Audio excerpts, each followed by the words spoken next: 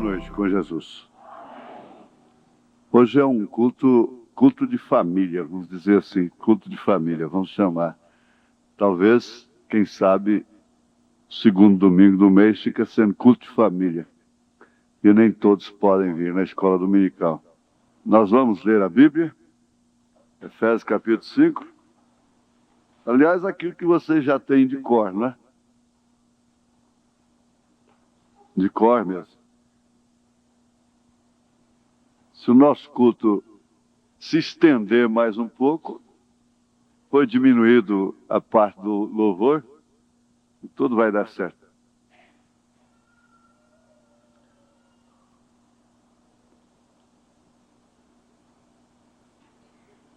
A partir do verso 22, então, vamos ver aí os deveres domésticos.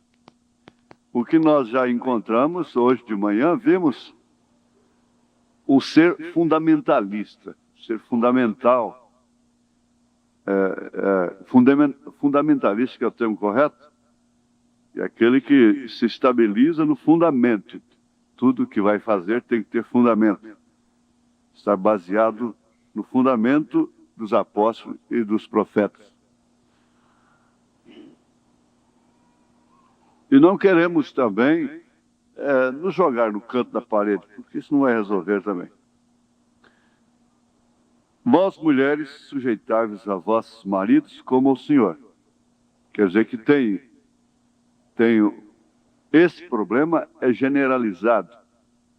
É no mundo todo e é desde o Éden. Então, vós, mulheres, sujeitai-vos a vossos maridos como o Senhor. Porque o marido é a cabeça da mulher, como também Cristo é a cabeça da igreja, sendo ele próprio o Salvador do corpo. De sorte que, assim como a igreja está sujeita a Cristo, assim também as mulheres sejam em tudo sujeitas a seus maridos. Vós, maridos, amai vossas mulheres, como também Cristo amou a igreja, e a si mesmo se entregou por ela, para a santificar, purificando-a com a lavagem da água pela palavra, para a apresentar a si mesmo igreja gloriosa, sem mácula, nem ruga, nem coisa semelhante, mas santa e irrepreensível. Assim devem os maridos amar as suas próprias mulheres como a seus próprios corpos. Quem ama a sua mulher, ama-se a si mesmo. Porque nunca ninguém aborreceu a sua própria carne, antes a alimenta e sustenta, como também o Senhor a igreja. Porque somos membros do seu corpo. Por isso deixará o homem seu pai e sua mãe, se unirá à sua mulher, e serão dois numa carne. Grande é este mistério. Digo, porém, a respeito da igreja, a respeito de Cristo e da igreja. Assim também vós, cada um em particular, ame a sua própria mulher como a si mesmo, e a mulher reverencie o marido. Te pedimos, ó Senhor, que a tua graça, que o teu amor, possa vir mais uma vez, estabilizar, fundamentar a igreja.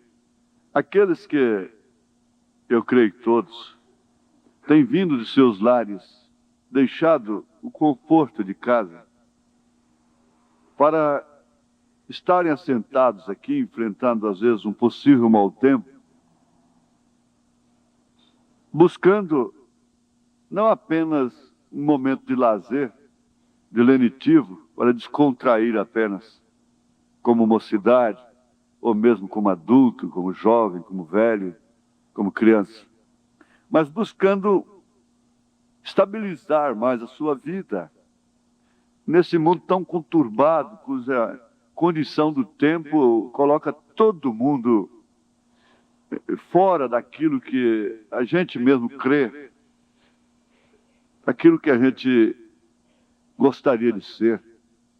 O Senhor ajuda-nos e que nós possamos, nesta noite, darmos passos além das nossas necessidades naturais, além daquilo que pode ser apenas filosófico e mental, teoria apenas. Em nome de Jesus Cristo, nós te pedimos e suplicamos estas bênçãos. Amém. Assentai-vos. Olha, eu pedi isso à igreja, parece que alguns não entenderam bem. Eu quero uma exposição de motivos, inclusive motivos também do lado positivo, não só do lado negativo. Porque se temos motivos que destroem o casamento, temos motivos que constroem, temos também testemunhos. Ontem eu estava falando para o irmão Jurandir. Olha, irmão Jurandir, eu sei que você é um homem feliz com sua família, conjugalmente. Ele é um homem feliz com sua família. Ele ama muito a irmã Thelma, seus filhos. É um bom exemplo de família. Inclusive, suas filhas têm sido um bom exemplo, a Keila e todos eles, não é? Então, essas pessoas têm muito o que dizer também sobre o lado positivo das coisas, e mesmo aqueles que enfrentam contratempos. Porque, sem dúvida alguma, nós estamos vivendo numa era do casamento neurótico. Naturalmente, praticamente quase todos. Nós estamos num mundo neurótico. Agora, eu não quero que venha coisa teórica, e achar que é isso, é aquilo, e o que você acha. Eu quero que você transmita para mim a sua própria experiência, da sua própria casa, do seu próprio dia a dia, do seu próprio casamento, de seus próprios pais, tanto no sentido bom, positivo, como no sentido negativo. Eu creio que nós estamos abrindo aqui hoje, começando uma coisa muito boa para a igreja. E que pode ser uma bênção aí por aí afora, não é? Como tem sido. Agora, aqui, por exemplo, diz motivos para o casamento ir ao fim. A pessoa não conversou. Ela entendeu. Ela disse, começou então escalando. Ciúmes, impertinência, má, fútil, dolorosa crítica de todo dia. Então ela começou a enumerar motivos. Ela entendeu. Compreende? Então, nesse programa, nesse trabalho, nós não vamos responder pergunta. Não é uma reunião de perguntas e respostas. Nós vamos transmitir experiências. Às vezes nós temos aqui, irmãs, eu tenho uma irmã nova ainda, ela relativamente nova. Ela ficou sozinha, com seus filhos, casando suas filhas, seus filhos. Ela disse para mim, não, eu sou o culpado do meu marido ter saído de casa. Eu sou a culpada. Aquilo agrada a Deus. E ela está vencendo e vai vencer. Ela diz, eu sou o culpado. O que viria até regularizar a situação do marido dela, quer dizer, do ex-marido com a outra mulher, caso ele estivesse correto, se estiver correto, né? No caso assim. Mas ela diz, eu sou culpado. Agora, esse culpado não quer dizer eu prostituí, eu dei razão para isso. Não se expulsa, não se destrói um lar somente prostituído. Vamos partir daí. Então vamos conversar como família, vamos chamar isso de culto de família. O visitante, você está acostumado às vezes a ir numa igreja e ver um sermão, apresentações formais, liturgia. Mas vamos deixar a liturgia de um lado e vamos nos familiarizar. Vocês também, os visitantes. Você quer ver onde está escrito na mensagem? O irmão Brana disse a melhor coisa depois da salvação. Diz, pastor, só teve tempo para olhar isso depois? Não, eu cheguei a...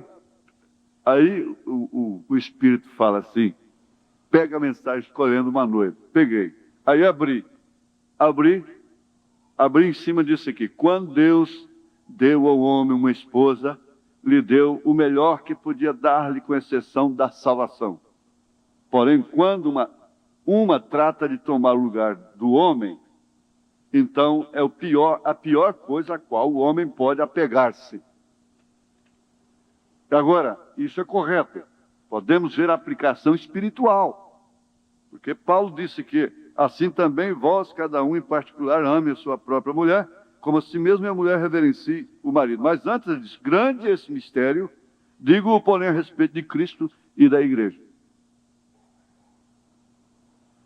A conduta física, natural, material, social da pessoa, fala indubitavelmente da sua condição espiritual.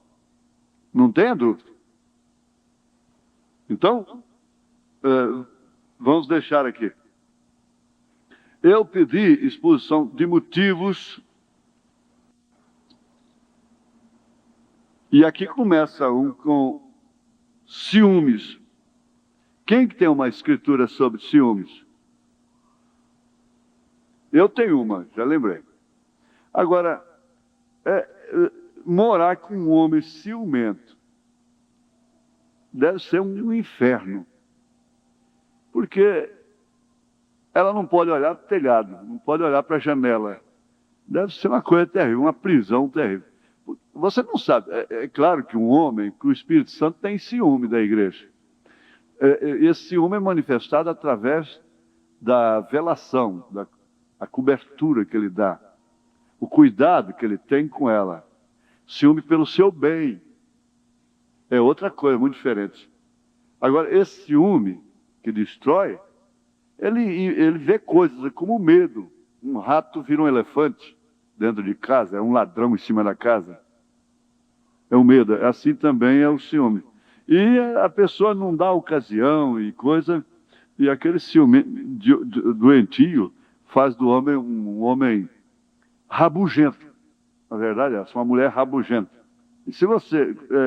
uma das coisas que tem causado muito desânimo é pelo que a filha viu. Então, aquele sociólogo disse, psicólogo, sociólogo, ele disse... Então, aquela moça tinha a impressão que casamento era só aquilo que ela viu do seu pai com sua mãe, no seu lar. Então, ela posicionou contra o casamento, achando-se que todo casamento era igual ao dos seus pais. Mais tarde, ela veio descobrir que não era assim, não era bem assim. Vamos ver aqui, ó. A crítica, isso aqui é um ponto crucial, terrível. Crítica de todo dia. Crítica dolorosa, fútil, má. Crítica destrutiva. Eu vi um filme uma vez, eu precisava, se eu conseguisse aquela fita, eu ainda, quem sabe um dia eu consigo, né? Mas aquele homem, ele dá uma lição tremenda. A mulher dele não sabia cozinhar. Apesar já de idade. E ele tinha que comer. Ele fazia tudo para ela crer que ele estava comendo com prazer. Mas ele aproveitava toda a oportunidade que ela dava para ir no banheiro e jogava fora. E não aguentava, ele não suportava, ele tinha que comer na casa de um amigo dele, um colega de serviço. Ele era inspetor. Mas eu pensei, meu Deus, o que é isso? Um dia ela fez uma carne para ele lá, não sei se era de porco, aquele negócio nadando dentro d'água assim, e virou aquela matéria plástica e ele... E botava coisa assim, né? Querida, está ótimo, está ótimo. Você podia ver aquilo lá para mim, ela ia buscar na cozinha, ele correu no banheiro, jogava lá. Né? É terrível. Mas ele nunca teceu uma crítica contra ela. Engraçado, né? E ele não era crente. Você vê, você que gosta tanto de cinema, de televisão, de coisa, será que você vê só tiro? Você só vê aspereza? Só vê crime, só vê prostituição, adultério? Você não vê um exemplo lá de alguém que trata com dignidade alguém? um homem que trata com dignidade a sua esposa, que trata com dignidade, uma mulher que trata com dignidade o seu marido, dando exemplo de fidelidade, de honestidade? Será que não tem, não? Porque se a Bíblia não mostra, a palavra não mostra, a mensagem não mostra, então vamos dizer que a Bíblia agora é a televisão. Porque, por exemplo, aqui nessa exposição de motivos, a gente tinha que ver isso. Eu estava dizendo, olha, na verdade, uma das coisas que podia ser mais educativa seria o esporte. O futebol é a arena do Brasil. E ele vai se tornar do mundo todo, né? Até o Japão já entrou nessa, e todo mundo vai entrar. Os próprios Estados Unidos. Mas é onde está se vendo o exemplo de mais infidelidade, desonestidade. Eu penso assim, se eu fosse técnico, como eu sou, e o juiz marcasse um pênalti que não existiu a meu favor, eu mandava o meu jogador bater para fora. Bater lá na bandeirinha de córner. Propositalmente. Eu não queria aquela vitória. Mas a gente não vê esse exemplo. Não vê esse exemplo.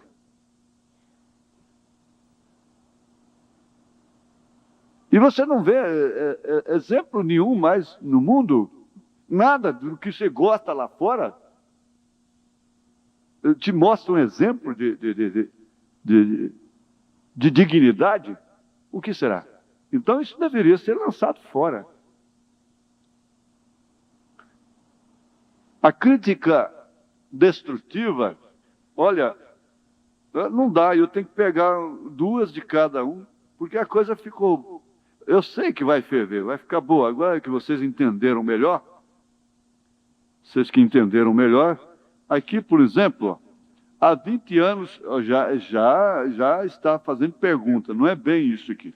Há 20 anos que meus pais se casaram, no entanto, amamos e respeitamos nosso pai, só que ele, durante estes anos de casado, nunca teve uma vida organizada no trabalho, vivendo sempre em dificuldades. E nessa história, quem mais sofre é nós e nossa mãe, pois dependemos dele, sendo ele o nosso cabeça. A família tem ele como cabeça. Agora, os danos, os prejuízos são recompensados por Deus. Você que sofre cada palavra pode saber que Deus se agrada disso. Cada dia que passa, a situação está ficando insuportável, pois o dinheiro não é tudo, mas precisamos do mesmo para sobreviver. Aí como é que é, meu irmão? Você vai sustentar essa situação dessa forma? Agora vai ser difícil. Mas eu não quero que nós entremos para este lado. Você, então, para ajudar, para ensinar os próximos, esse caso aqui, por exemplo, diria assim, o pai que tal, assim, não organiza a sua vida, está enquadrado naquilo que São Paulo diz, não é ordenado, não suporta emprego, não suporta ser chamado a atenção, não suporta isso, aquilo e outro, e não para, e muda demais, ou qualquer coisa assim. Então é um dos motivos que você viu na sua vida lá, no seu dia a dia, pelo qual você, ou pelos quais você está sofrendo. Queixas constantes. E a falta de gratidão, não é? Eu acredito que isso aqui não seja propriamente uma teoria. Deus tem a sua forma de trabalhar com seus filhos. Quando a mãe fica do lado dos filhos e contra seu marido, fica difícil uma família permanecer unida. Agora, queixas constantes fazem da pessoa uma pessoa rixosa, nunca agradecida, não tem por que agradecer. Então, o resultado é que a vida se torna insuportável. Prefere chegar atrasado na igreja para ver futebol. Esse já está doente espiritualmente, não é? Se trata de crente revelado, batizado, em nome do Senhor Jesus Cristo, chega atrasado na igreja por causa de futebol. Agora, esse futebol é uma doença. Isso entra no sangue, no espírito.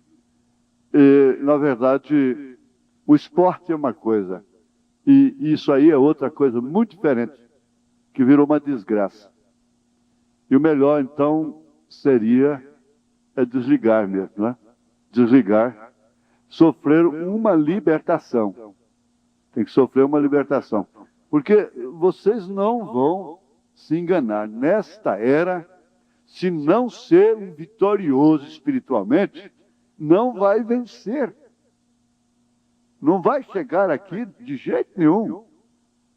Dessa forma que esse casal acaba de chegar. Se não carregar uma vitória espiritual, não vai ter jeito.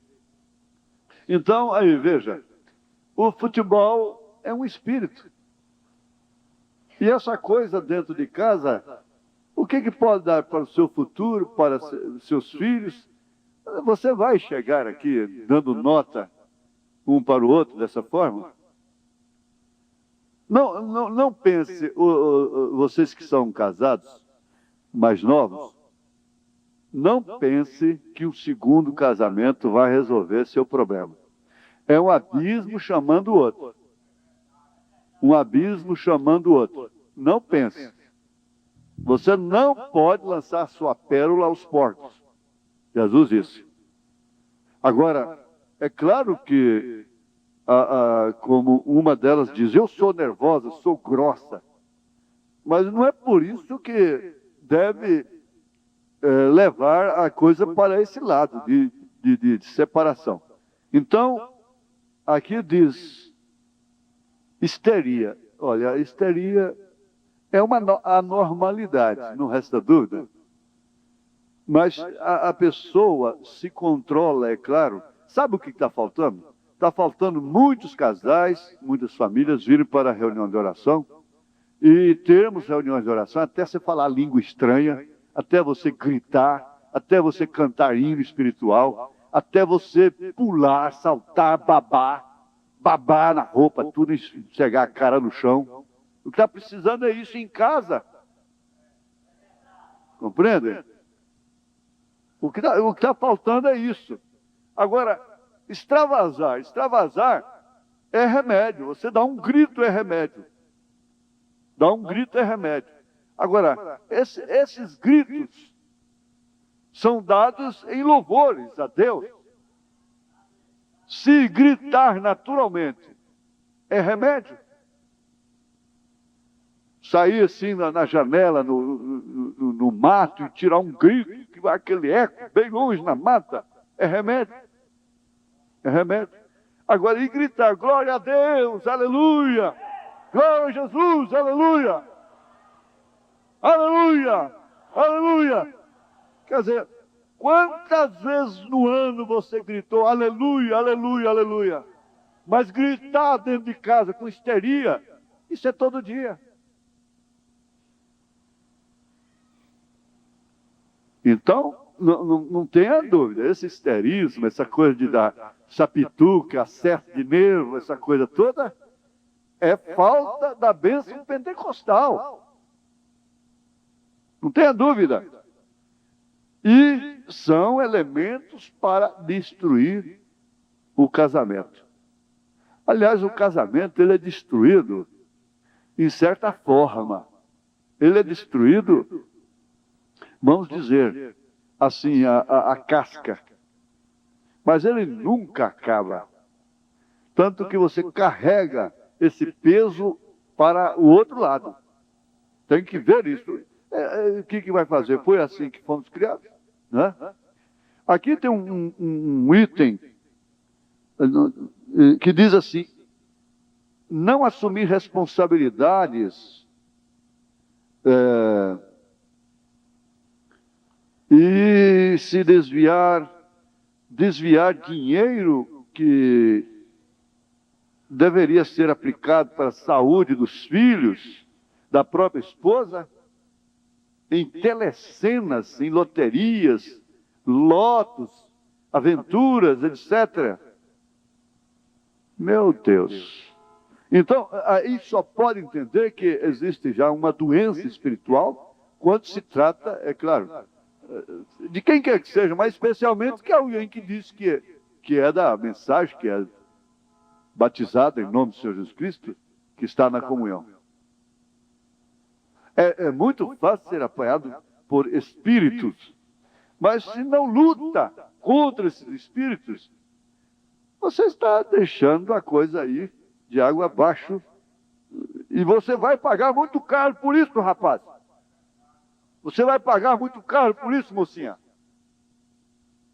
Na carne.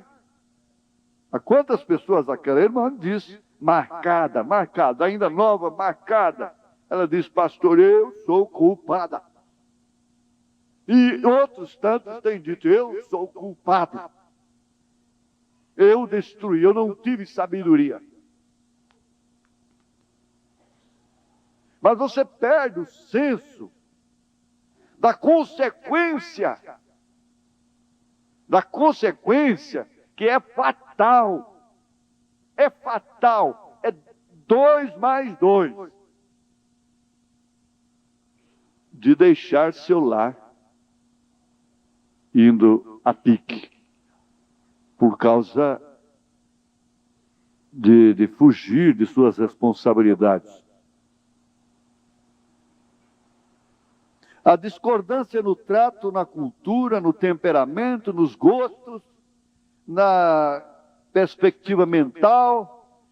Olha, isso aqui pode ser um tanto teórico, talvez não seja bem a experiência da pessoa, mas está dentro do quadro. Discordância. De um modo geral, o que pode resultar? 2 não podem andar juntos se não estiverem de pleno acordo. Não tem jeito mesmo. Nas discussões, então, sempre o erro é de um. É sempre o erro é dela, ela é que é errada. Ele nunca se vê errado. É só ela que é culpada, só ela que é errada, só ele que é errado em outro caso. E ninguém diz, bom, vamos sentar aqui? Vamos sentar aqui? Põe a cadeira aqui, põe a cadeira aí. Você não pensa que essa filhinha, esse filhinho, esses filhos não vão sofrer a consequência desse desacerto, dessa falta de responsabilidade, de caráter, de capacidade para contornar situações? Você põe lá e alguém lá na frente, a nação põe lá então que aquele homem seja um malabarista, um milagreiro mágico, e conserte o país. E você quer sempre que o patrão, o dono da empresa e coisa e tal seja um infalível. E na administração sua, que você tem para carregar de maior nessa vida, seria uma boa administração do lar.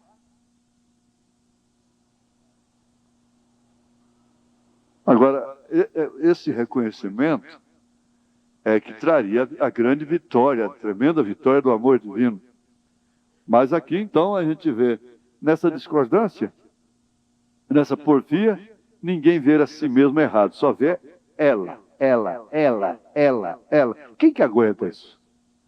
Eu tenho uma cena filmada por mim mesmo, numa pedra, a água correndo profundíssimo em pedras, a parede de pedra de um lado, parede de pedra do outro, a água cristalina correndo ali.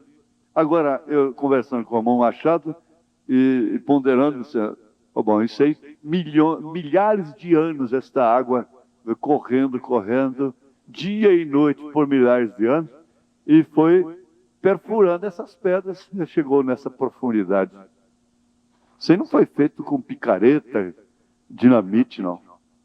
Isso aí foi centenas, milênios, né? Aquela água jorrando ali, jorrando.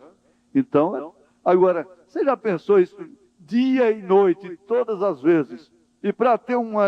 É só dizer, eu te amo na hora carinho, só na hora íntima. Só na hora íntima. E sabe lá como? faz a sua mulher uma mulher de programa apenas? Sua mulher não é mulher de programa seu, que você usa e joga para lá. Uma descartável. Abre a cabeça. Abre o espírito, abre a cabeça. Teimosa, teimoso, cabeçudo. Você vai se prejudicar. Está se prejudicando. Que culpa tem os inocentes?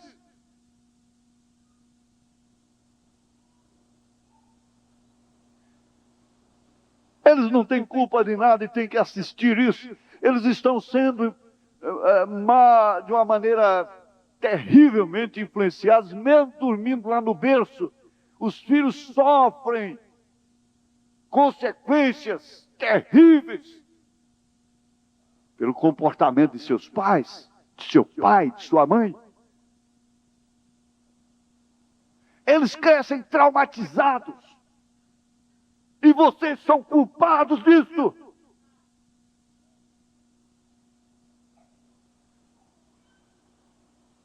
Você não pode ser nem pai. Qual é a glória que um homem poderia alcançar mais aqui? Maior. Como homem. É ser pai. É ser pai. Tanto é assim que Deus permitiu até a queda para ser pai. Agora, ser pai não é só me dê licença que isso não soe como sacrilégio. Não é só fazer filhos. Não é entre o machão. Não.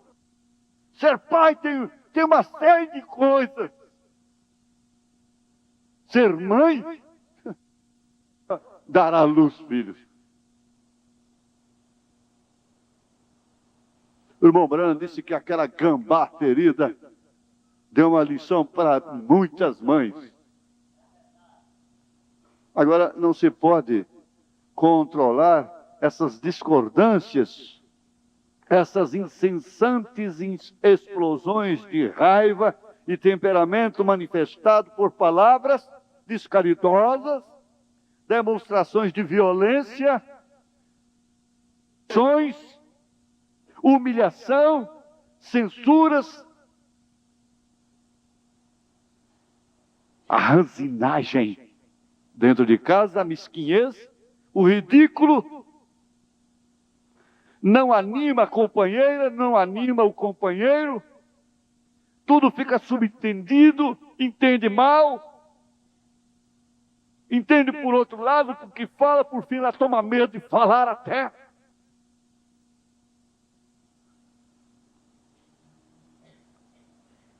O marido não pode ser confidente da mulher, a mulher não pode ser confidente do marido, não pode ser conselheiro, conselheira. Não há elogio no casamento, não há elogio porque faz, não há elogio, não há agradecimento, não se diz thank you, porque se é em inglês tem que dizer thank, tem que dizer please, porque é em inglês. Agora, em português não pode dizer obrigado e nem por favor, porque é mulher, porque é marido, porque é pai, porque é filho. Não se pode dizer, would you give me to please? Não pode falar, me passe isso, por favor. Me dá isso aí, passa aí, menino. Vai buscar água para mim. Cadê a toalha?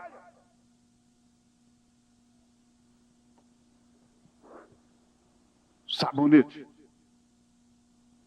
Põe a pasta de dente na escova dele, escova os dentes dele, tadinho. Preguiçoso, maníaco. Se ela escovar seus dentes, você escovar os delas, tudo bem. Então é uma troca de carinho. Morde na sola do pé dele, ele morde na sola do seu pé, tudo bem. Ah, brincadeira. Ranzina, miserável, mão fechada, estúpido. Olha, relação de motivos. Não faz nenhuma apreciação, nenhuma dedicação sincera.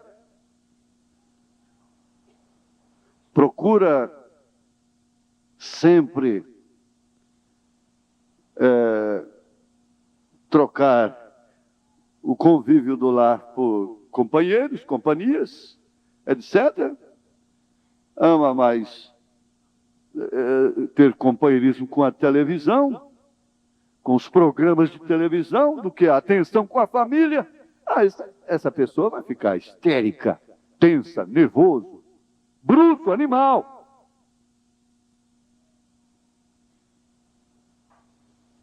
Grosseria, falta de bondade, desajustamento sexual, tanto no excesso quanto na carência, na indiferença, diferença de opinião, tudo que fala não mais, porém, está sempre revidando, bem como meio de passar o tempo de descanso. Isso que eu não entendi, não pode ter descanso em casa. E dificuldades financeiras acumuladas por desordem na vida, por falta de responsabilidade, anormalidades mentais, físicas, emocionais e espirituais. Não faz culto doméstico, não ora, não lê junto, não ora junto, não dá graça para comer, não vem à igreja, não pode, por isso, por aquilo outro. Porque tem que ver o time jogar.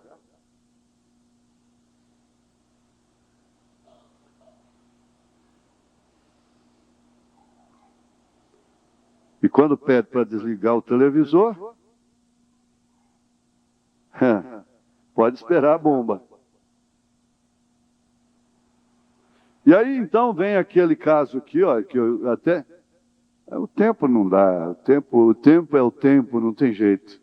Mas aqui está o casamento do carinho, que é um fogo pintado na parede. Carinho é só na vista dos outros para dizer que vai tudo bem. Hipocrisia. Hipocrisia. É certo que certas coisas ninguém vai tratar na vista. Até para corrigir, minha mãe olhava para mim e dizia: bom, tem visita, né? Ela está dizendo com aquele olhar. Mas a hora que essa visita sair, nós vamos acertar. Então, está certo que o tratamento na vista dos outros, ele é mais esmerado. Ele é mais polido, é claro. Ele é mais formal. Até aí, tudo bem, não está havendo hipocrisia, não está havendo fingimento. É uma questão até de ética, certo? A família não pode ficar muito ética, presa, e não me toques, e coisas assim, como família. E passar mal porque tem que segurar a barriga a noite toda. Como é que pode uma moça dessa viver dessa forma, presa? E é criticada, zombada, nunca elogiada em ponto algum. Essa pessoa não tem qualidade nenhuma. Isso mostra que você não presta. Mostra que você... O Van Branen disse que a mulher que você escolheu revela o seu caráter. Mostra então que você não tem caráter. Por que você escolheu uma moça como essa? Como você a trata? Por quê? Porque você não presta. Agora o irmão Pedro veio aqui e deu uma lição. Ele deu nota 0 para ele. Eu não creio que foi demagogicamente. A esposa refutou. Deu 10 para ele também. Ninguém é super-homem, ninguém é super-mulher, ninguém dá conta de fazer milagres. E eu disse, tá certo, o zodíaco, os signos dirigem as pessoas naturalmente. As pessoas naturais, o homem natural é dirigido por signo, pelos astros. Ou então nasce de novo, se torna uma nova criatura para não depender dos signos. Agora, um pouquinho de bom senso corrige tantos desses motivos. Preste atenção. Olha, eu não sei em qual delas lista eu pego. Mas veja, aquele casal lá que o irmão Branen viu, na hora que ele chegou, então pula no meio da sala. Estamos bem, né, querida? Querida para lá, querido para cá, e beijinho para lá e beijinho para cá. Quer dizer, tem alguém que erra mas tem a qualidade. Nunca fica na vista dos outros. É benzinho, benzinho, benzinho. Ó, isso é uma hipocrisia. É um fingimento. Essa mulher não sente bem com isso. Esse homem não sente bem com isso. O irmão Branham diz que isso é um fogo pintado na parede.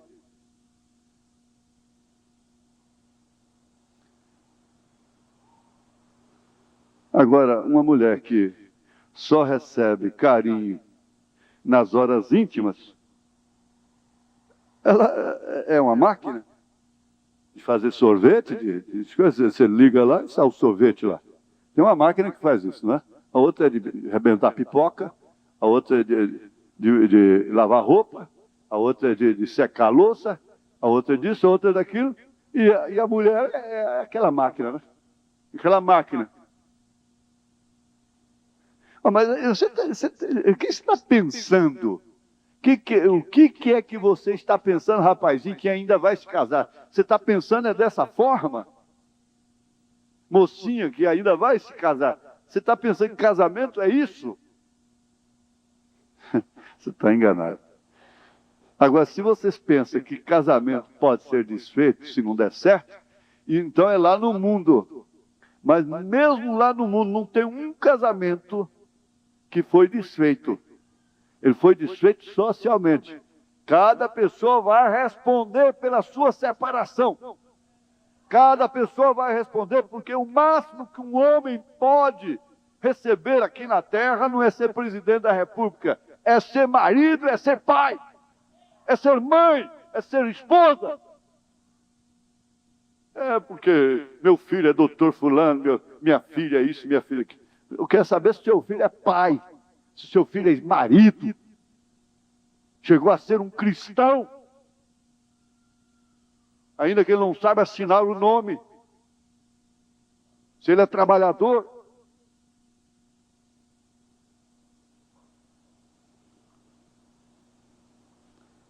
Agora virou moda.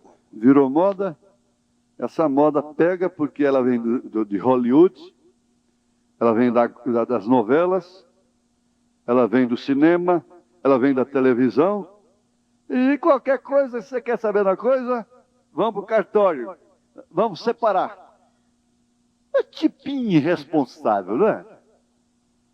Coisinha mais irresponsável, mais descarada diante de Deus, mais mesquinha.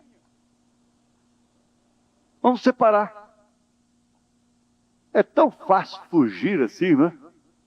Fugir, correr, covarde, covarde, covarde. É tão fácil ser covarde. É tão difícil, é tão nobre. Arcar, arcar, arcar, assumir, assumir, assumir, sofrer, honrar. Agora eu pergunto, onde é que você vai achar uma mulher mais bonita, mais dedicada, mais carinhosa do que ela, do que sua mulher? Onde é que você pensa que você vai ter um outro homem, um outro casamento, que então esse sim vai ser um jardim de flores e anjos, velado por anjos, e você só naquela nuvem branca, naquele bailé branco, aquele bailé. A dança mais hipócrita que existe é o bailé. O gosto do bailé significa exatamente o gosto do hipócrita.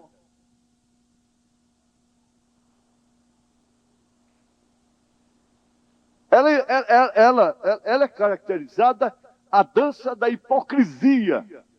Ela não tem calor correspondente.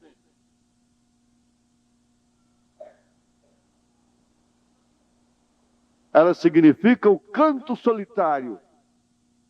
É a desilusão da vida. Esse que é o poema correto a respeito dela.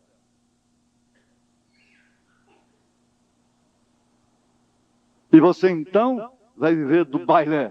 E diz assim, bom, ela deu o bailé. Ele deu o bailé. E virou e contornou a situação e pode apertar um botão e começar tudo de novo e virar tudo às mil maravilhas. Não, casamento e divórcio. Pilar de Fogo disse que não, e a experiência mostra que não. Não e não. Só no milênio depois.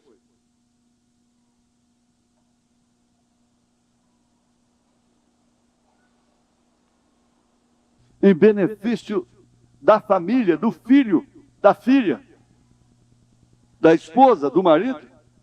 Quanto mais gente, olha, você vai num bairro, numa maloca, numa invasão, você anda de avião, você vê chegando em São Paulo, no Rio de Janeiro, nas favelas e tudo, aqueles casebres, o povo vivendo em cima de barrancos e coisa, mas lá está a antena da televisão.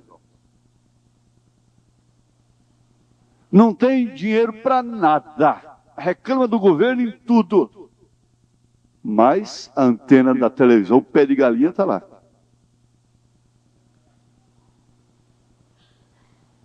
Aí não tem que sacrificar a boca, sacrificar o dinheiro para investir na televisão, para investir em supérfluos. Ora, você já constatou que um país que está numa crise sem precedente, a realidade é essa, numa recessão sem precedente, como este está vivendo, a única linha que não está em dificuldade é cosmético e moda.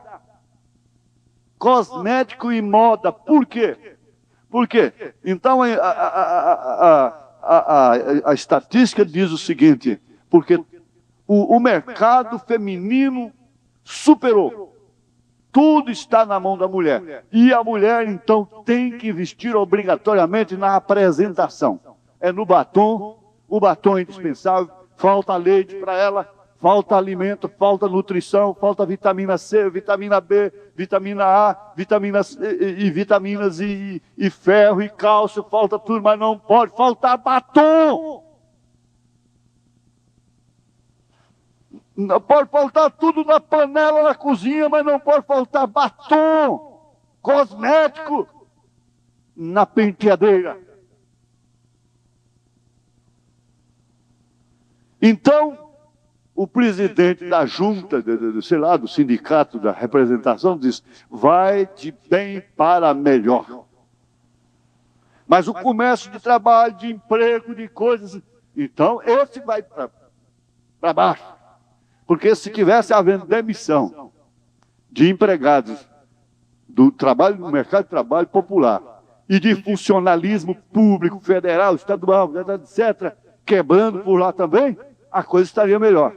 Mas o cabide lá vai aumentando cada vez mais. Essa é a questão da hipocrisia, o bailé que está sendo dançado, a dança hipócrita. Então deixa de se investir no essencial, deixa de investir numa criança dos 0 aos 6 anos de idade. Você é responsável por esse menino, por essa menina. Os comunistas sabiam disso.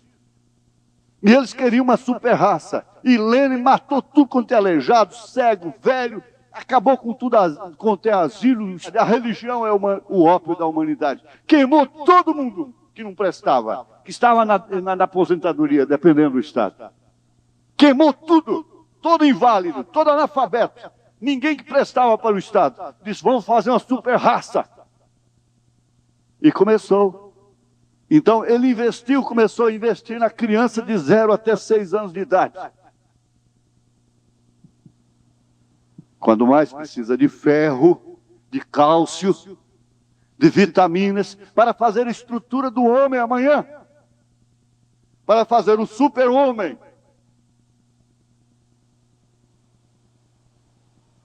Agora, isso tem fundo? Tem. Você sabe que Jesus vai queimar tudo também. E ele vai ter uma super raça perfeita para viver milênio, 1000 anos. Ele vai botar fogo nessa terra. Agora ele está nutrindo o seu povo. Ele dá essa substância. E você, o máximo que você pode fazer é nutrir essa criança. É nutrir essa filha, esse filho. Quantas moças hoje estão debilitadas porque não tiveram mínimo de responsabilidade com elas, quando elas ainda eram bebês, O pai estava levando o dinheiro lá para o boteco.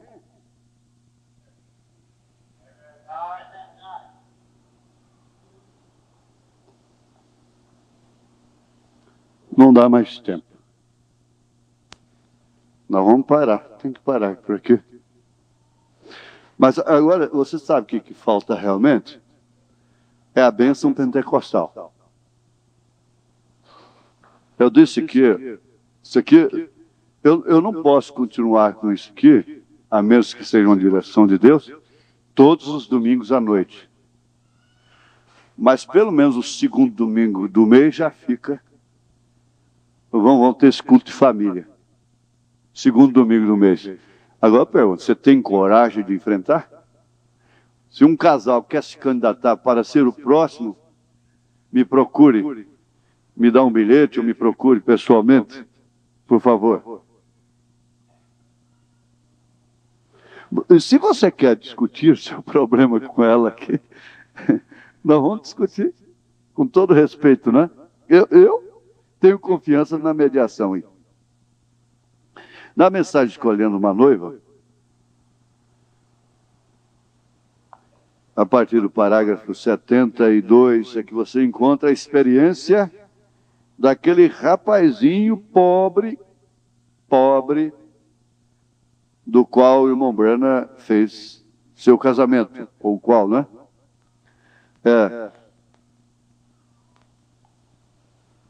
Então, o irmão dele, o irmão do irmão Brana, irmão Doc, que eu tive o prazer de pegar na mão dele, conhecê-lo, foi intermediário desse moço. O irmão Brana disse, está bem.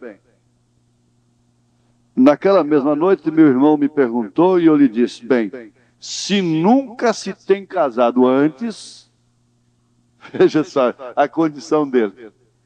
Está vendo aqui? Porque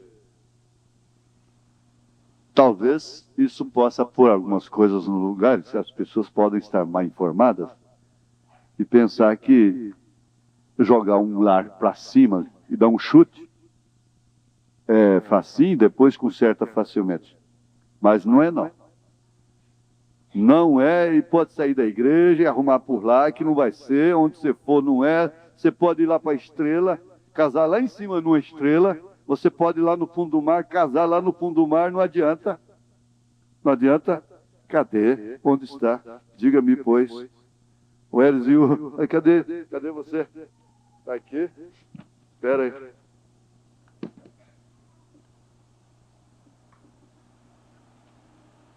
Espera um pouquinho.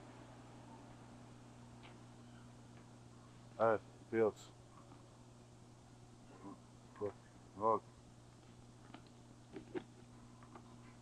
Marcado? É que eu trouxe errado? Trouxe errado. Irmão divino, pega a pergunta e resposta número 15 para mim. Eu trouxe a 14, mas é 14 mesmo. É a 14, é 14. Torce aí, que a 14 começa aqui, desse lado aqui. Está muito bem marcado, mas não é. Não é. É a 14, é a 14, é a 14. Está aqui, pode deixar, Manu. É bem que começa. Se você observar o que Jesus disse, agora que eu tenho um irmão, meu próprio irmão de sangue, preste bem atenção, meu próprio irmão de sangue, que está se preparando para se casar com uma mulher, e meu irmão já foi casado antes, e tem um filho com uma boa mulher. E ele chegou até a mim para que eu o casasse. Eu lhe disse, não, de forma alguma. Aí então ele disse, Jesus disse em Mateus 5, aquele que repudiar sua esposa e se casar com outra, exceto em caso de fornicações. Aí depois, irmão Brana põe entre parênteses, pois teria que falar antes de se casar e não falou sobre isso. Aí é diferente. Uma vez comprovado isso, a rejeição a rejeição e a prostituição da mulher, então, aí, aquele casamento morreu. Mas sem isso aí não morreu, não. Não tem jeito. Não tem jeito. Então, naquela mesma noite, meu irmão me perguntou e eu lhe disse: bem, se nunca se tem se casado antes, nenhum dos dois, e se tudo está bem feito, se é assim, diga-lhe que venha. Eu lhe faço seu casamento. Agora, onde foi o casamento? Ele estava viúvo, morava em 2 quartinhos. O casamento foi lá. Quando chegou o sábado, o moço veio. Tem sido sempre uma grande bênção quando me ponho a pensar nisso. Tem casamento que você, quando lembra dele, é uma bênção para você. Tem outros que você tem tristeza. Ou coisa difícil. Você fica diante de uma escada, você fica no pé de uma escada social. Deveria ser entendido isso no espírito. Tem outro casamento esse mês, hein? Precisa ver a preleção, viu? O irmão Elis não veio hoje? Está no campo. Quando chegou o sábado, tem sido sempre uma grande bênção quando me ponho a pensar nisso. Era uma tarde chuvosa quando um carro Chevrolet com os faróis dianteiros amarrados de arame chegou à minha casa. Foi pouco depois de eu haver perdido a minha esposa e eu vivia em 2 quartinhos. E Doc, que era seu irmão, que até era diácono no tabernáculo, estava ali comigo esperando. O jovem chegou e desceu de seu carro. Realmente ele não parecia um noivo na minha forma de ver. E creio que a nenhuma outra pessoa haveria parecido a um noivo. Tira a fantasia da cabeça. Naquele tempo eu podia comprar um bom par de sapatos por $1,50. Porém, os que ele estava usando já estavam gastos e sua calça lhe ficava tão larga que lhe franzia. Parecia ser emprestada. Agora, casar com um homem desse, o que está esperando? Ele tinha um casaco um tanto velho, parecia que o haviam deixado no tanque de lavar roupas e nunca o haviam enxugado. Estava sem cor e encolhido em alguns lugares. Uma mocinha desceu pelo outro lado do carro, com um vestido xadrez, desse algodão comum. Ela desceu do carro e subiu as escadas. Pobre moça, quase não tinha sapato. Tinha um molho de cabelo pendurado. Molho não, é molho. Você já pensou você comer molho de cabelo? É molho de pimenta, molho de né?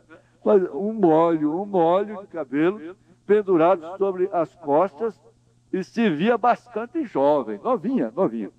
Disse-lhe: tem suficiente idade para casar-te? Ela me respondeu: sim, senhor. Você está achando bom, é? Está achando bom, né?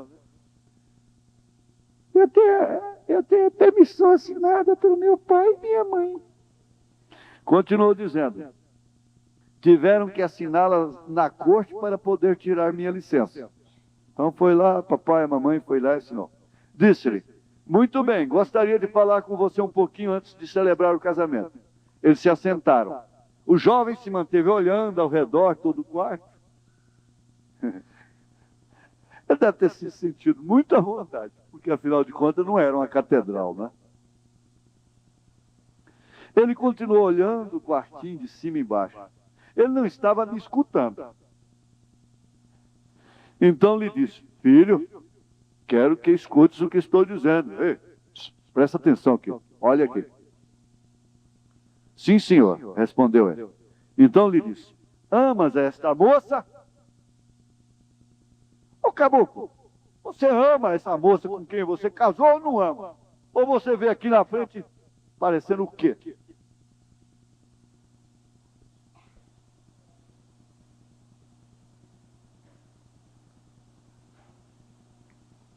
Quando você vê aqui na frente com ela, você estava dizendo que a amava. Agora, quem ama? Sim, senhor, eu a amo, respondeu ele. Disse: ama você a ele? Mas que é uma pergunta até indiscreta, não é? Sim, senhor, o amo, respondeu ela. Segui dizendo, tem você para onde levá-la depois que se casarem? Agora apertou. Ele disse, sim, senhor, respondeu. Mas agora já arranjaram uma escritura para isso. Não, eu não tenho, não. É ela que tem que arrumar. Porque a Bíblia diz que a mulher sábia é que edifica a casa. É ela que tem que edificar. Ela vai trabalhar e edificar a casa para mim.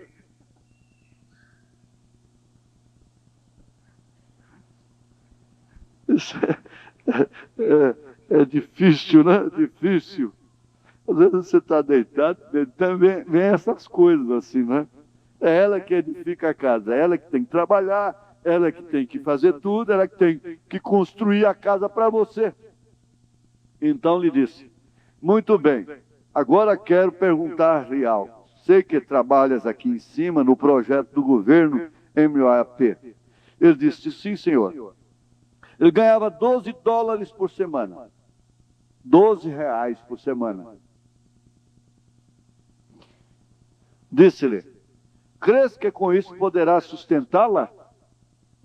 Agora, preste bem atenção, se desse $12, ele tirasse tanto para não sei o que é mais cena, tanto para não sei mais que cena, tanto mais cena, tantinho mais para isso, tantinho mais para aquilo, tanto para televisão, tanto para aquilo outro, o que ia sobrar para ela? O que ia sobrar para o filho, para a filha que viesse?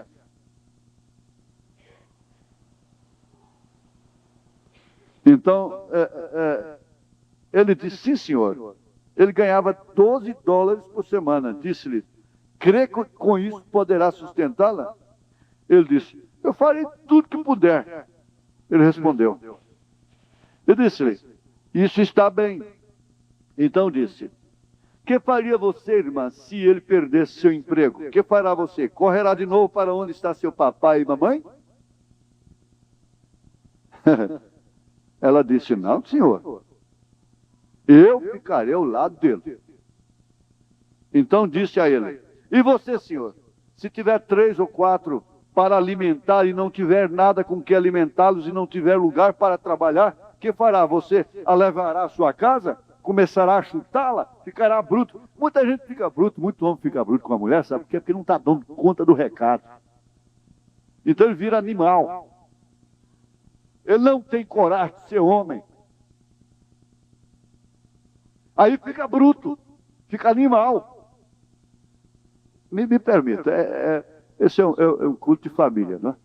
Então a coisa vem lá. Espera aí.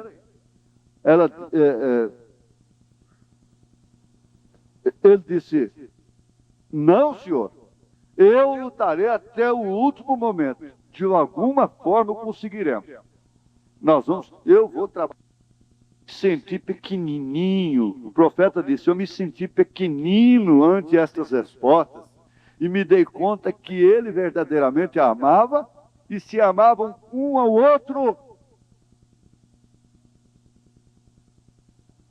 Agora, mostrado na sequência, como foi mostrado depois. Os casei e logo me perguntei para onde ele haveria de levá-la. Uns dias depois perguntei para Doc. Ele me disse, em Nova Albânia, uma cidade abaixo da nossa. Ali embaixo no rio, onde eu tinha umas pranchas de metal paradas, onde eu costumava ir quando trabalhava de provador de linhas. Então, quando os demais companheiros se assentavam para contar piadas e coisas, eu subia no caminhão e me ia rio abaixo, e ali eu orava e lia minha Bíblia debaixo de uma prancha de zinco. Agora, enquanto eles fazem isso, eu vou ver a televisão. O que você está esperando de família? O que você está esperando de família, irmão? Ali havia um montão de carros velhos, e esse jovem havia ido ali e havia escolhido uma velha carroceria de um carro, e fez uma porta e lhe tapou todos os buracos. Logo ele foi e arranjou umas coisas e fez umas escadas. Você não queira saber que, olha, ou queira saber que a melhor vida, melhor momentos de sua vida, depois que você casa, são os momentos das dificuldades enfrentadas 2 a 2, 2 de 2, ombro a ombro. Isso é que dá o sabor. Depois, quando vem as coisas, aquilo já não tem mais. Não tem mais aquele sabor. Portanto, que quem começa já com um garfo de prata, tem muito gosto, não. A vida dessa forma não dá muito prazer. Arranjou aquilo.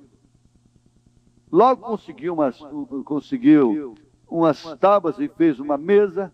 Um dia pensei, vou ali algum dia para ver como estão indo. 6 meses antes eu havia casado a filha de Ever. E ele dava o nome, hein? Dava nome aos bois, Knight, com o filho de Et Slider. Knight é um dos homens mais ricos que há por toda a parte do Rio Ohio. Tem uma grande fábrica e faz casas pré-fabricadas e coisas assim. O senhor Slider tem uma companhia de moer pedras.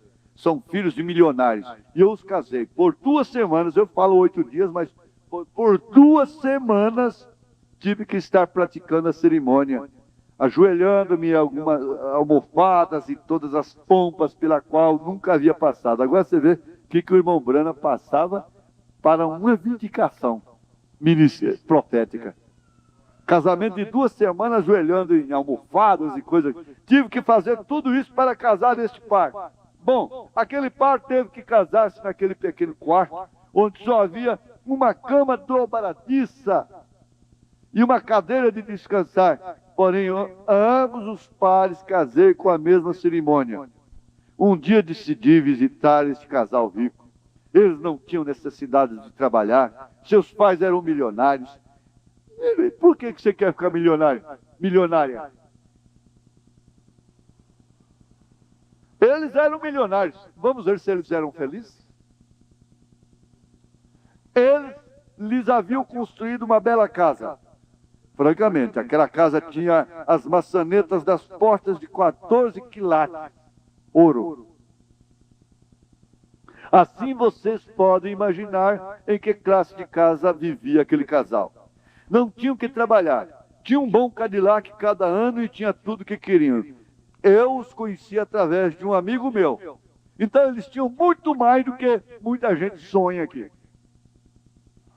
Assim foi como cheguei a conhecê-los. E eles quiseram que eu lhes casasse. Então fui visitá-los. Desci do meu velho Ford, subi as escadas, me aproximei bastante e pude ouvi-los.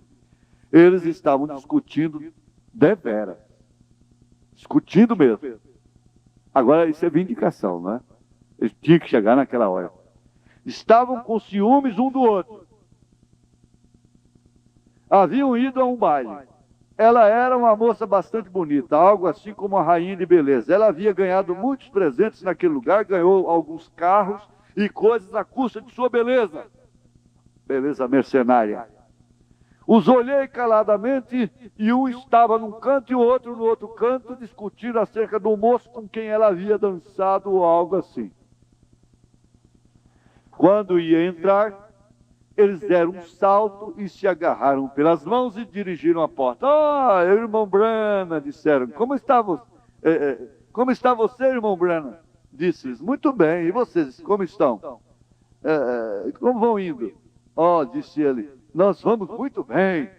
Não é verdade, querida? Ela disse, sim, querido. Vem, eles estavam representando um quadro que não era real. E vocês sabem, você não pode se aquecer com um fogo pintado. Você não pode se aquecer com um fogo pintado na parede, como algumas igrejas estão fazendo, tratando de pintar um quadro de Pentecostes como algo que ocorreu 1000 ou 2000 anos atrás. Você não pode se aquecer com um fogo pintado. Você precisa ter um fogo real. Mocinha, cai no seu quarto lá de joelhos até você babar. Cheio de baba, de lágrimas, de catarro. Olha. Você vai ver como as coisas vão mudar. Agora, por que nós temos que andar e sair com esses vestidinhos compridos e justos, e rachadinhos aí, e a sobrancelha é só um risquinho aqui, e as unhas todas pintadas, e sai por aí, e tudo quanto é homem cobiçando? Por quê? É falta da bênção pentecostal.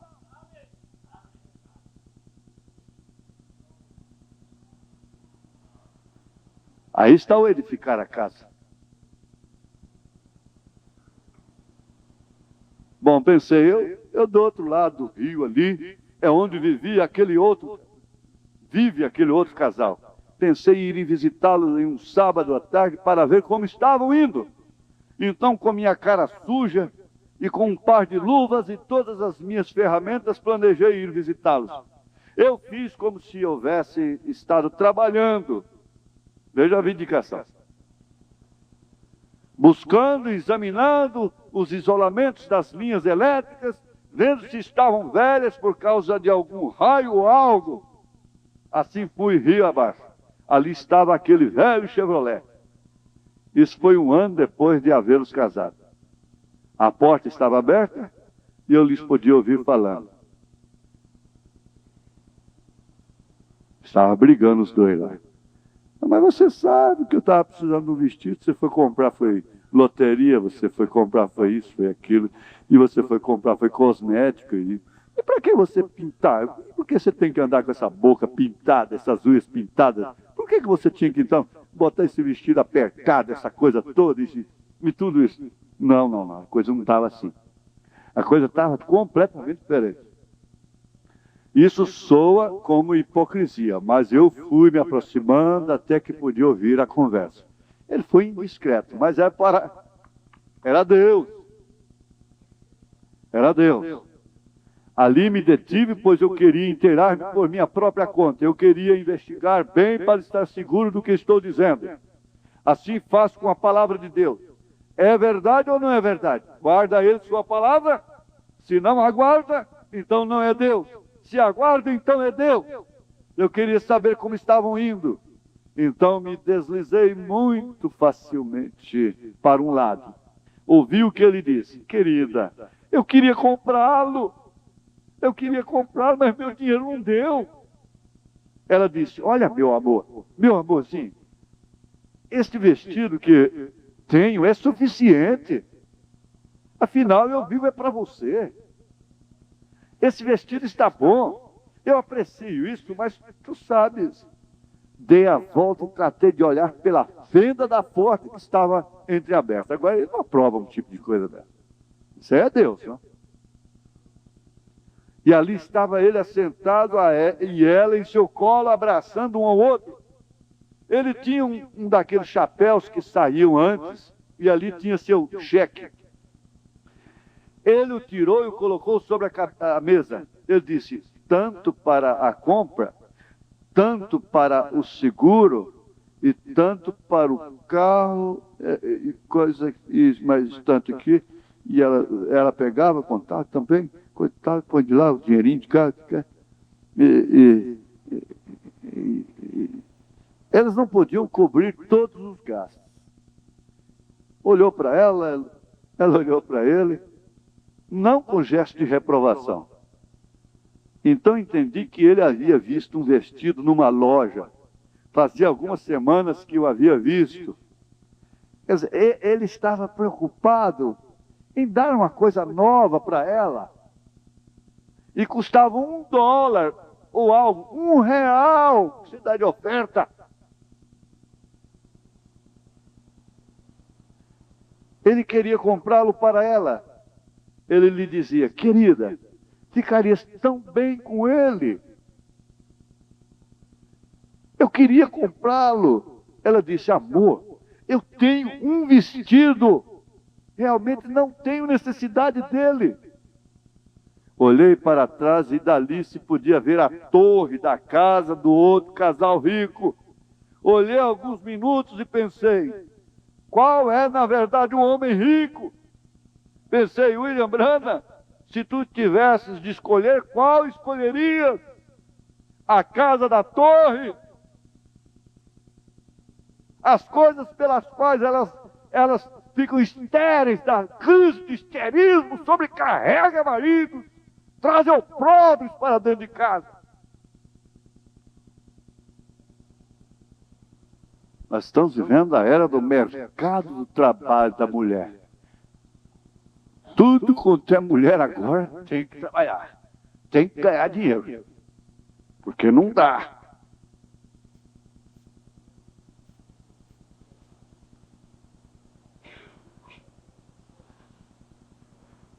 William Branham, se tu tivesses de escolher, qual escolherias?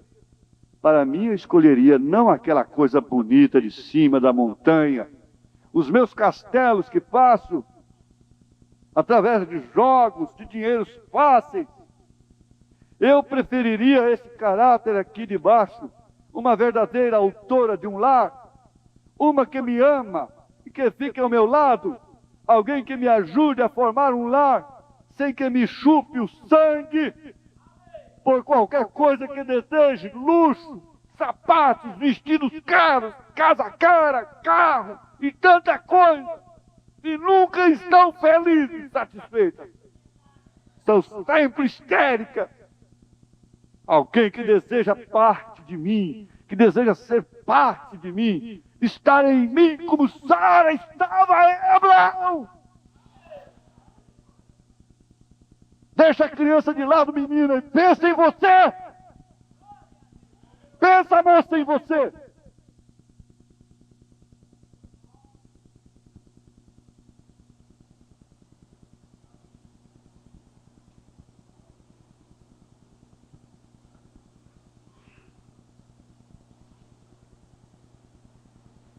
Agora, leva isso.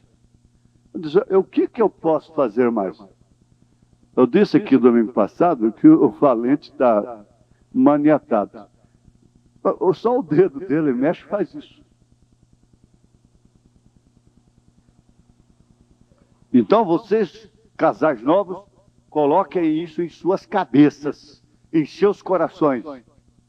Ele disse assim, é meu irmão, meu próprio irmão de sangue. Ele disse aqui, se nenhum dos dois foi casado antes.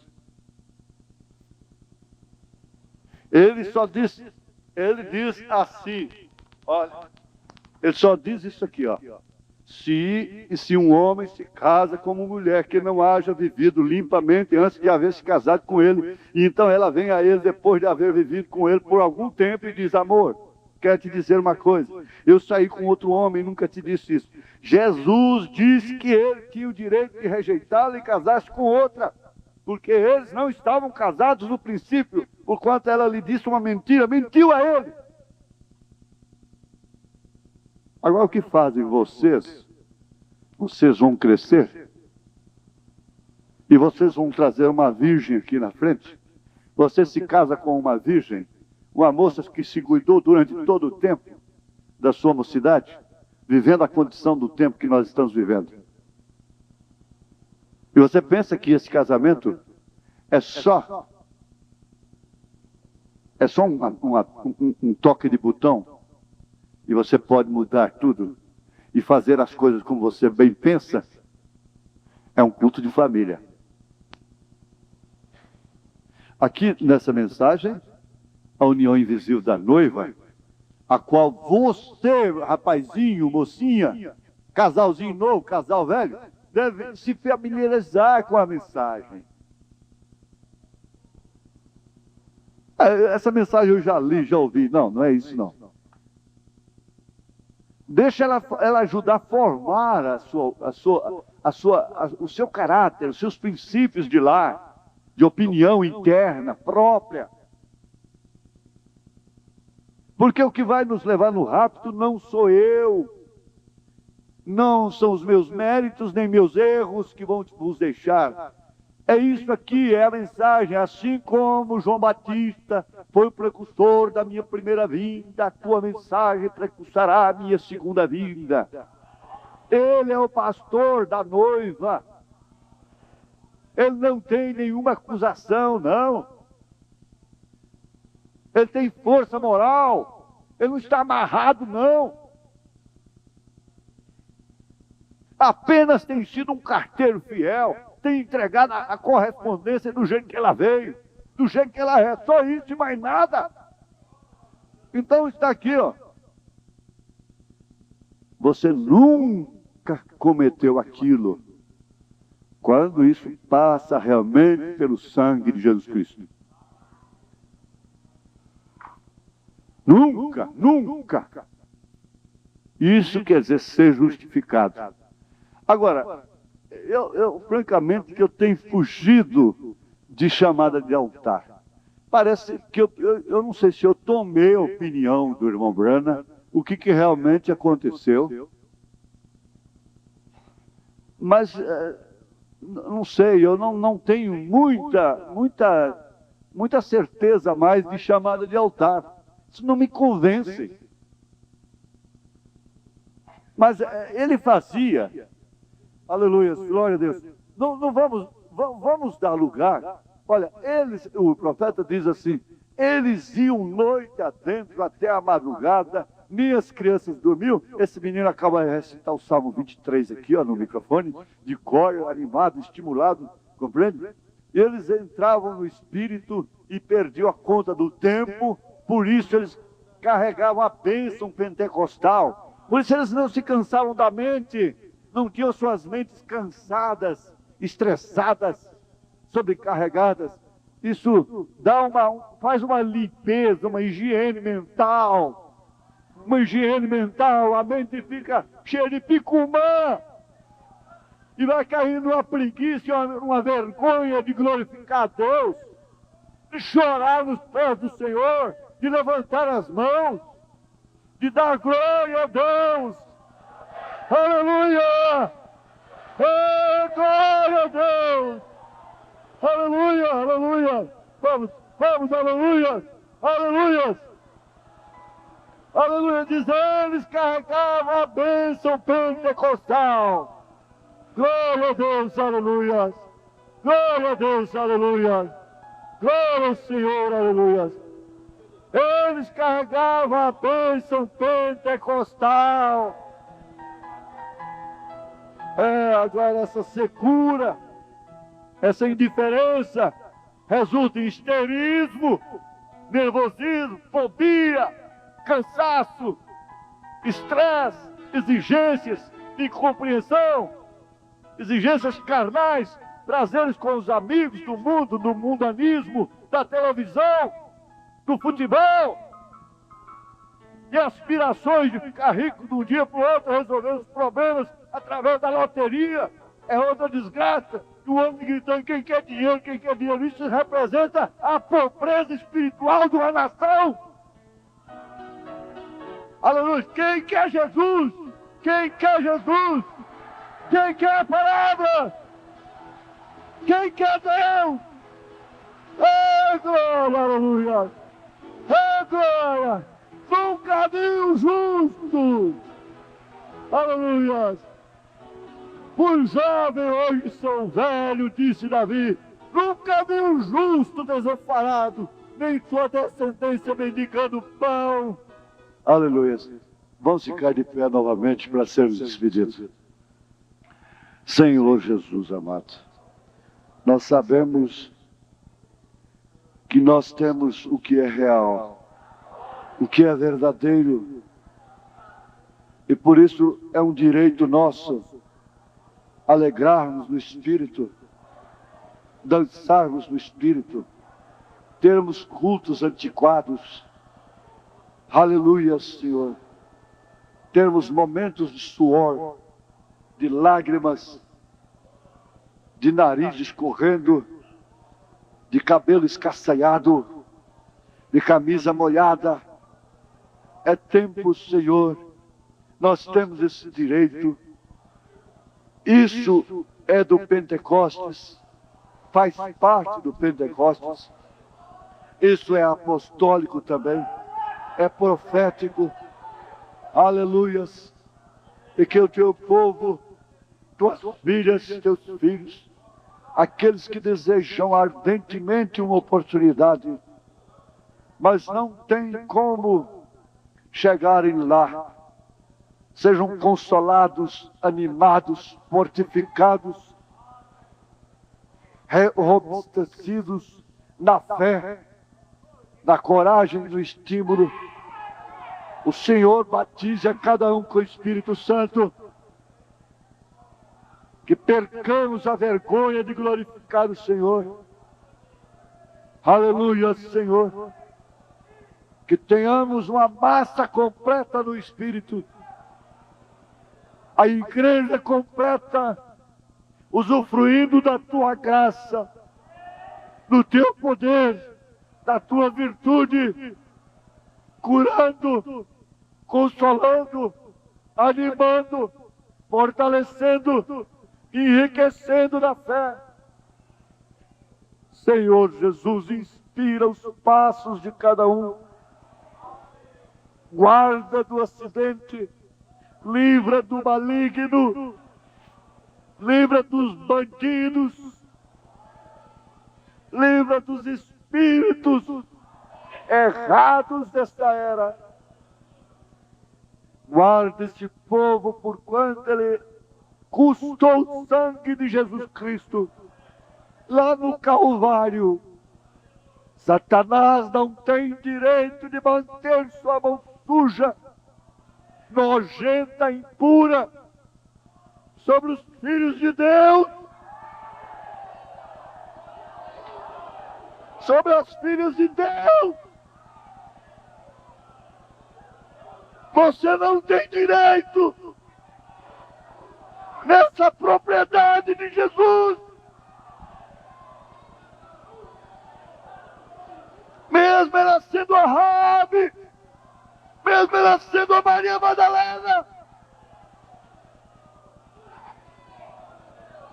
você não tem direito sobre esse povo. Esse povo foi requerido no Calvário. Essas crianças pertencem ao Senhor Jesus.